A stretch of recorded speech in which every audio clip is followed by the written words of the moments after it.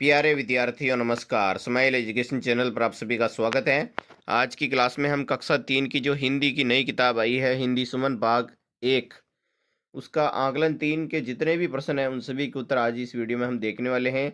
आपको क्या करना है, वीडियो को पूरा देखना है। चलते हैं पहला क्वेश्चन की तरफ। चित्र देखकर एक कहानी बनाकर सुनाइए। तो ये चित्र आपको दिख रहा है, एक गाँव में मेला लगा हुआ है। तो इसमें कहानी सुनाएंगे तो क्या सुना सकते हैं, लिखना है आपको। एक बार गांव में मेले का आयोजन हुआ। मेले में झूले लगे थे, मिठाइयों की दुकानें थी और लोग खुशी खुशी खरीदारी कर रहे थे। बच्चे खिलौने ले रहे थे, महिलाएं सामान खरीद रही थी और बुजुर्ग लोग आपस में बातें कर रहे थे। पास ही मंदिर था जहां लोग दर्शन करने भी जा रहे थे। पुराना पानी का कुआं भी था जहां से लोग पानी भर रहे थे। पूरा गांव उत्साह और आनंद से भरा हुआ था। जैसे कि आपको इस चित्र में दिख रहा है, एक मंदिर दिख रहा है और बहुत सारी दुकानें हैं। अब हम आगे चलते हैं क्वेश्चन नंबर 2 की तरफ। आपके गांव या शहर में पानी के स्रोत जैसे कि कुआं, बावड़ी, तालाब, नाडी, नदी, झील आदि के बारे में बताइए। इनके पानी का क्या क्या उपयोग है, उनके आसपास कौन कौन से पक्षी रहते हैं, चर्चा कीजिए। तो इसके उत्तर में आपको लिखना है, मेरे गांव में पानी के मुख्य स्रोत कुआं, तालाब और नाडी हैं। आगे लिखना है, कुएं का पानी पीने और घर के कामों में उपयोग होता है। तालाब का पानी पशुओं को पिलाने और खेतों में सिंचाई के लिए काम आता है। नाडी बारिश का पानी जमा करती हैं और गांव वालों को ज़रूरत पड़ने पर यही पानी मिलता है। इन पानी के स्रोतों के आसपास कबूतर, गौरैया, मोर, बगुला और तोता जैसे पक्षी अधिक दिखाई देते हैं। अगला है प्रश्न नंबर 3। 4 दोस्त वाली कहानी अपने शब्दों में सुनाइए। तो इसमें लिख सकते हैं, 4 दोस्त, एक चींटी, एक कबूतर, हिरण और कछुआ आपस में बहुत अच्छे मित्र थे। एक दिन चींटी पानी में गिर गई तो कबूतर ने पत्ता डालकर उसे बचा लिया। एक बार शिकारी ने कबूतर को पकड़ने की कोशिश की तो चींटी ने उसके पैर में काट लिया और कबूतर उड़ गया। फिर शिकारी ने हिरण को जाल में फंसा लिया, लेकिन कछुए की मदद से हिरण छूट गया। इस तरह चारों दोस्तों ने एक दूसरे की मदद करके अपनी दोस्ती निभाई। अगला प्रश्न पढ़कर समझना। कविता है, आपको दिख रही है, बूंद गिरी बादल से जर्जर। अगली लाइन है, हवा में उड़ती इधर उधर। तो इसको प्रश्नों के उत्तर हम सबसे पहले कविता को पूरी पढ़ेंगे।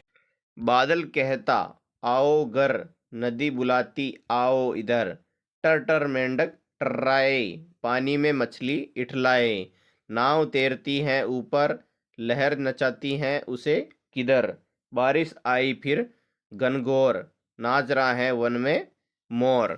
इसका पहला प्रश्न है, इस कविता में 2-3 पंक्तियां जोड़कर कविता को आगे बढ़ाइए। तो सबसे पहले आपको इस चित्र को देख लेना है, बहुत ही अच्छा चित्र है।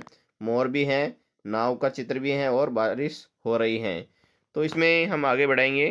पहले के उत्तर में आपको लिखना है, आसमान में छाए बादल, धरती पर खुशहाली लाए, बच्चे बारिश में झूमे गाए, हरियाली फिर लौट कर आए। दूसरा प्रश्न, नदी किसको बुला रही है? नदी नाव को बुला रही है।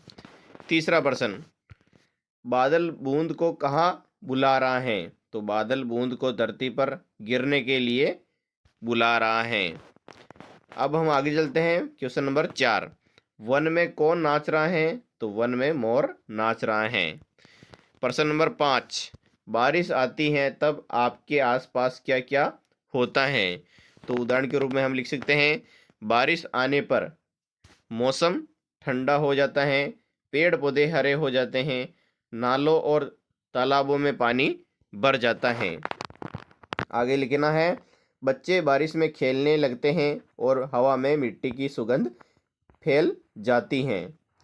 छठा प्रश्न, कविता में आए पात्रों में से आप किस किस को अपने घर बुलाएंगे और उनका स्वागत कैसे करेंगे।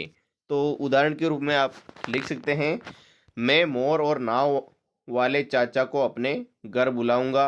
मोर का स्वागत मैं उसे अनाज डालकर करूंगा और नाव वाले चाचा को पानी पिलाकर और आदर से बैठाकर स्वागत करूंगा।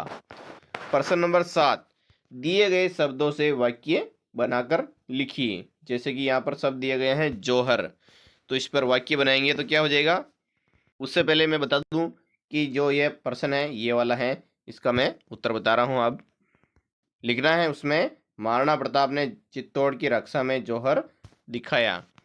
दूसरा है संकल्प, तो उत्तर में लिखना है, इस पर वाक्य बनाएंगे, मैंने रोज पढ़ाई करने का संकल्प लिया।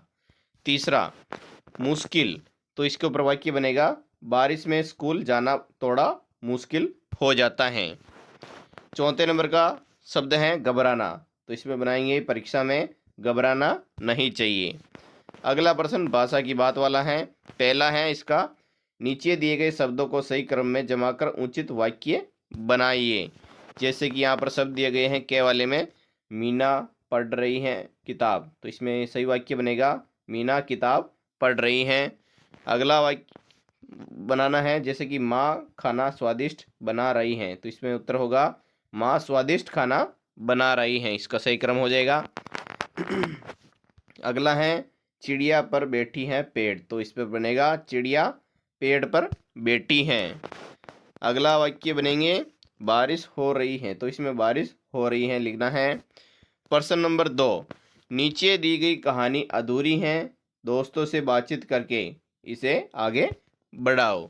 तो अधूरी कहानी क्या है, साइकिल को देखकर रीना खुश हो गई, उसके पापा उसके लिए साइकिल लाए थे। साइकिल लेकर वह घर से बाहर निकली, बाहर निकलकर अपनी सहेली रजनी को आवाज़ दी, रजनी रजनी। तो इस कहानी को आगे बढ़ाएंगे तो लिखना है, रजनी दौड़कर बाहर आई, दोनों सहेलियां खुशी से साइकिल चलाने लगी। रीना साइकिल चलाती और रजनी पीछे बैठ जाती हैं। थोड़ी देर बाद उन्होंने पार्क जाने का सोचा, पार्क में दोनों ने कई चक्कर लगाए। अचानक रीना का पैर फिसल गया, लेकिन रजनी ने उसे संभाल लिया। दोनों हंसी और मजाक से साइकिल चलाने लगी। शाम होने पर वे घर लौट आई और साइकिल को साफ करके रख दिया। अब है पेज नंबर 80 के जितने भी प्रश्न हैं, तीसरे प्रश्न की ओर चलते हैं। इस कहानी से कोई 4 प्रश्न बनाकर अपने दोस्तों से पूछिए और उन प्रश्नों को यहाँ लिखिए। तो इसमें आपको लिखना है, रीना को साइकिल किसने दिलाई। दूसरा प्रश्न बनेगा, रीना और रजनी मैदान की ओर क्यों गई। तीसरा, क्या रजनी ने भी साइकिल चलाई। चौथा होगा, दोनों सहेलियां साइकिल चलाकर कहाँ आराम करने बैठी। अब हम आगे चलते हैं अगले वाले प्रश्न की ओर, सोचो और लिखो वाले। पहला है इसका, जल संकट को दूर करने के लिए गांव की महिलाओं ने क्या किया।